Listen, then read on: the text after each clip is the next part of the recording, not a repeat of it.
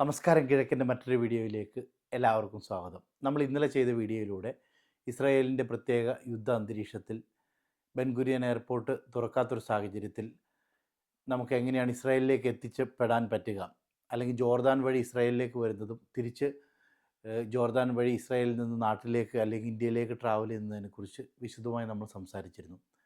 അപ്പോൾ കുറച്ച് പേർക്കുണ്ടായ സംശയങ്ങളാണ് ഇന്ന് ഈ വീഡിയോയിലൂടെ വിശദീകരിക്കാൻ ശ്രമിക്കുന്നത്. ഫസ്റ്റ് ഓഫ് ഓൾ ഉണ്ടായ ഒരു ഡൗട്ട് എന്ന് വെച്ച് കഴിഞ്ഞാൽ ഇതിന് എത്ര കോസ്റ്റ് വരുമെന്ന് എല്ലാവരും ചോദിച്ചിരുന്നു. വിസയ്ക്ക് വിസ പ്ലസ് ട്രാവൽ ഇൻഷുറൻസ് 8500 8600 ഒക്കെയാണ് ചാർജ് ചെയ്യുന്നത്.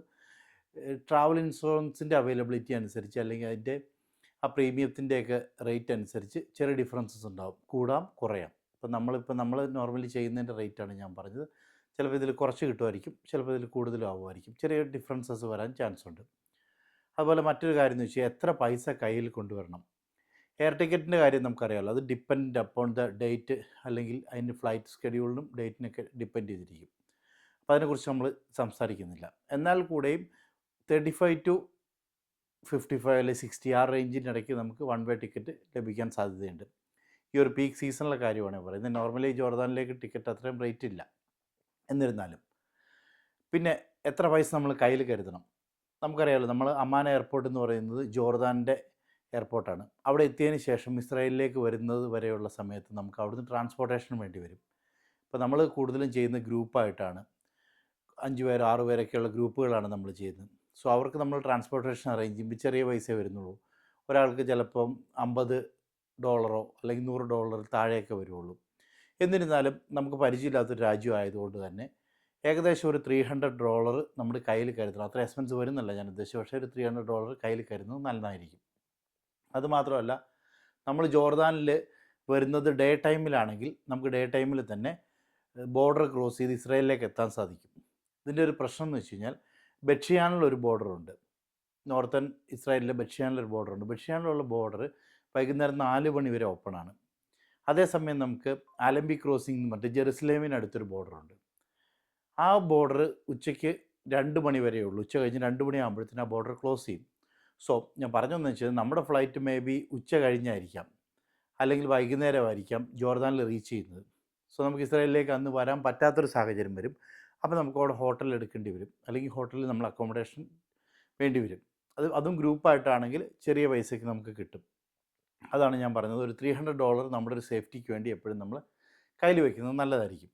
അതുപോലെ തന്നെ ഇസ്രായേലിൽ എത്തിയതിന് ശേഷം നമുക്ക് എങ്ങോട്ടാണോ പോകേണ്ടത്, ഫോർ എക്സാമ്പിൾ ഒരാൾക്ക് ടെലവീവിലായിരിക്കും, ഒരാൾക്ക് ജെറുസലേമിലായിരിക്കും, ഒരാൾക്ക് റിഷോൺ ലിസിയോണിലായിരിക്കും. അങ്ങനെ വരുമ്പോഴത്തേക്കും ഇത് നേരത്തെ പറഞ്ഞതുപോലെ തന്നെ ഷെയർ ചെയ്തിട്ട് നമുക്ക് പൈസ ഉപയോഗിക്കാൻ പറ്റും. അപ്പോൾ വലിയ എമൗണ്ട് വരാൻ പറ്റും. അത് നമുക്ക് ഒരു ഡിപ്പെൻസ് എന്നല്ലാതെ നമുക്ക് പറയാൻ പറ്റില്ല.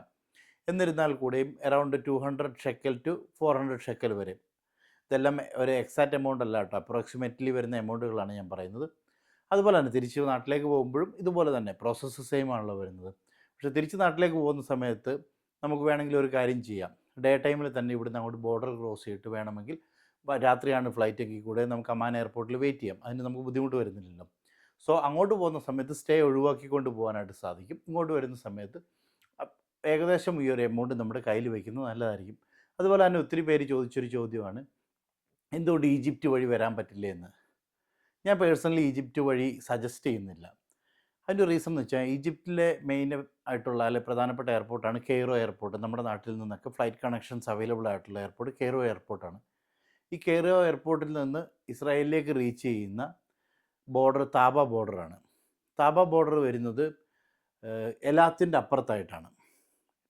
ടെലവീവിൽ നിന്ന് ഏകദേശം 500 കിലോമീറ്റർ അപ്പുറത്ത്, 500 കിലോമീറ്റർ കൂടുതലുണ്ട്. ഇതിൻ്റെ വേറൊരു പ്രശ്നം എന്ന് വെച്ച് കഴിഞ്ഞാൽ നമ്മൾ ഈ കെയ്റോയിൽ നിന്ന് താബ ബോർഡറിലേക്കുള്ള ദൂരം 450 കിലോമീറ്ററാണ്. 435 ടു 450 കിലോമീറ്റർ ഉണ്ട്. ഈജിപ്തിലെ ഒരു നോർമൽ ട്രാഫിക്ക് വെച്ചിട്ട് നമ്മൾ 6 മണിക്കൂറിൽ 7 മണിക്കൂർ ട്രാവൽ ചെയ്യേണ്ടതായിട്ട് വരും. ഇപ്പോഴത്തെ ഒരു പ്രത്യേക സിനേരിയയിൽ നമ്മൾ അത്രയും സമയം റോഡ് മാർഗം ട്രാവൽ ചെയ്യുന്നത് സേഫ് അല്ല. അതുമാത്രമല്ല, നൈറ്റ് ട്രാവലിംഗ് ഒന്നും അവിടെ അലോ ചെയ്യുന്നില്ല. ലോക്കൽ ഇഷ്യൂസൊക്കെ ഉള്ളതുകൊണ്ട് നൈറ്റിൽ ട്രാവൽ ചെയ്യാനായിട്ട് നമ്മൾ പ്രിഫർ ചെയ്യുന്നത് സുഖമുള്ളൊരു കാര്യമല്ല. അതൊരു പ്രശ്നമാണ്. നേരെ മറിച്ച് നമുക്ക് ജോർദാനിലെ അമാൻ എയർപോർട്ടിൽ നിന്ന് ബോർഡറിലേക്ക് വരാനായിട്ട് 1.5 മണിക്കൂർ, മാക്സിമം 2 മണിക്കൂർ സമയം മാത്രമേ എടുക്കുന്നുള്ളൂ. അതുകൊണ്ടാണ് കൂടുതലും ഈ ജോർദാൻ പ്രിഫർ ചെയ്യാനുള്ള കാരണം. അത് മാത്രമല്ല, ഈ 450 കിലോമീറ്റർ എന്ന് പറയുമ്പോഴത്തേക്കും അത്ര എക്സ്പെൻസ് നമുക്ക് കൂടുതലായിട്ട് വരുവാണ്. അതാണ് പ്രധാനമായിട്ടും. പിന്നെ ജോർദാൻ അവൈലബിലിറ്റി ഉള്ള സമയത്ത് ഈജിപ്തിനെ കുറിച്ച് നമ്മൾ സംസാരിക്കേണ്ട ആവശ്യമില്ലല്ലോ. അതുകൊണ്ടാണ് ഈജിപ്തിനെ കുറിച്ച് നമ്മൾ പറയാതിരുന്നത്. ഓൾമോസ്റ്റ് ബാക്കി എക്സ്പെൻസുകളെല്ലാം ഏകദേശം വലിയ വ്യത്യാസം വരുന്നില്ല ജോർദാനും ഈജിപ്തും തമ്മിൽ. ഈ ഒരു ഇൻകൺവീനിയൻസ് മാത്രമേ ഉള്ളൂ നമ്മൾ ഈജിപ്റ്റ് സെലക്ട് ചെയ്യാത്ത അല്ലെങ്കിൽ സജസ്റ്റ് ചെയ്യാത്തതിൻ്റെ റീസൺ എന്ന് പറയുന്നത്. അപ്പോൾ ഇതൊക്കെയാണ് കാര്യങ്ങൾ. നമ്മൾ ഈ വീഡിയോയിൽ പറയുന്ന ഈ കാര്യങ്ങൾ എപ്പോൾ വേണമെങ്കിലും മാറാം. എന്ന് വെച്ച് കഴിഞ്ഞാൽ കോസ്റ്റിൻ്റെ വ്യത്യാസമല്ല ഞാൻ ഉദ്ദേശിച്ചത്. വൺസ് ബെൻഗുരിയൻ എയർപോർട്ട് ഓപ്പൺ ആയി കഴിഞ്ഞ് കഴിഞ്ഞാൽ നമുക്കതിലേ വരാനായിട്ട് സാധിക്കും. സോ അപ്പം പറഞ്ഞു വന്ന കാര്യം എന്ന് വെച്ച് കഴിഞ്ഞാൽ, നോൺ റീഫണ്ടബിൾ ടിക്കറ്റ് ആണെങ്കിൽ ടിക്കറ്റിൻ്റെ പൈസ തിരിച്ച് കിട്ടത്തില്ല. സെയിം ടൈം വിസയ്ക്കും ട്രാവൽ ഇൻഷുറൻസിനും നമ്മൾ കൊടുക്കുന്ന പൈസയും തിരിച്ച് കിട്ടത്തില്ല. സോ ഇതിനകത്ത് റിസ്ക് ഉണ്ട്. ഇതിനകത്ത് ഒട്ടും റിസ്ക് ഇല്ല എന്ന് നമുക്ക് ഒരിക്കലും പറയാൻ പറ്റില്ല. പക്ഷേ നമ്മുടെ പ്രത്യേക സാഹചര്യത്തിൽ നമുക്ക് വേണമെങ്കിൽ അഡോപ്റ്റ് ചെയ്യാം, വേണമെങ്കിൽ അതുവഴി ട്രാവൽ ചെയ്യാനുള്ളൊരു മാർഗ്ഗമുണ്ട് എന്ന് മാത്രമേ ഉള്ളൂ. ആർക്കെങ്കിലും ജോർദാൻ വഴി വരാൻ താല്പര്യമുണ്ടെങ്കിൽ നമ്മുടെ ഓഫീസ് നമ്പർ തരാം, ഓഫീസുമായിട്ട് നേരിട്ട് ബന്ധപ്പെടാവുന്നതാണ്. അതുപോലെ തന്നെ ഞാൻ മനസ്സിലാക്കുന്ന പല ട്രാവൽ ഏജൻസികളും ചെയ്യുന്നുണ്ടെന്ന് തോന്നുന്നു. എനിക്കതിനെക്കുറിച്ച് വ്യക്തമായിട്ട് അറിയില്ല. എന്തായാലും ഇതൊക്കെയാണ് നിലവിലുള്ള സാഹചര്യം. എല്ലാവരും സുരക്ഷിതരായിട്ട് ഇരിക്കുക. ഇസ്രായേൽ സംബന്ധമായ ഏതൊരു കാര്യത്തിനും ആർക്കും ഏത് സമയത്തും നമ്മളുമായിട്ട് ബന്ധപ്പെടാവുന്നതാണ്. നന്ദി, നമസ്കാരം.